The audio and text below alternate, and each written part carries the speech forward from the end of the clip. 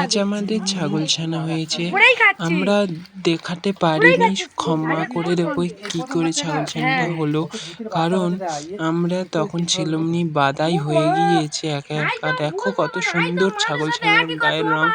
আমার স্বপ্নটা পূরণ হবে ধীরে ধীরে।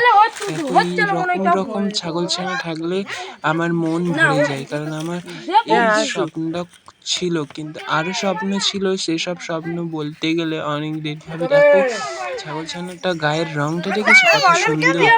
এই ছাগল ছানাটার নাম রাখতেছি আমরা রিনা মিনা কিনা। এর নাম হচ্ছে আজ থেকে রঙিন ছানা নয়, এর নাম দেওয়া হবে আকাশ মাইথি নয়, এর নাম দেওয়া হচ্ছে আমাদের সোনা, সোনা পাখি। সোনার মতন দেখো চকচকে টাই। দেখো নুনটা কি সুন্দর হাত দিয়ে দিচ্ছে বাচ্চা মেয়েটা।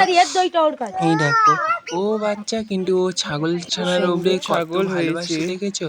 এই দেখো এবার ছাগল ছানা দুধ দিতে চায়নি, এবারে কি করবো আমরা, জোর করে ভাই ধরে আছে আর আমি জোর করে দুধটা দিয়ে যাচ্ছি। এই দুধ খাই, গালে বাঁটটা ধরে দিচ্ছি, দুধটা খাচ্ছে।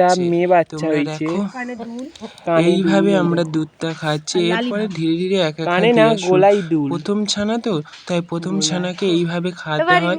তোমরা কি করে খাও আমাকে কমেন্ট করে বলবে, আমি তাহলে বিশ্বাস করবো।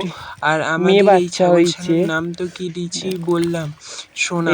সোনা পাখির চেয়েও সোনাই রয়ে যায়, কিন্তু সোনার মূল্য এখন যা দাম, তাই সোনা কিনতে পারবো নি বলে এর নাম দিয়েছি সোনা। দেখো এর গোলায় দুটো দুল হয়েছে আর দুধটা খেতে পাচ্ছে না, আমি করে ধরে খাইয়ে দিচ্ছি।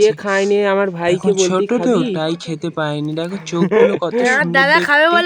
ছাগল ছানাটা দেখলেই মনে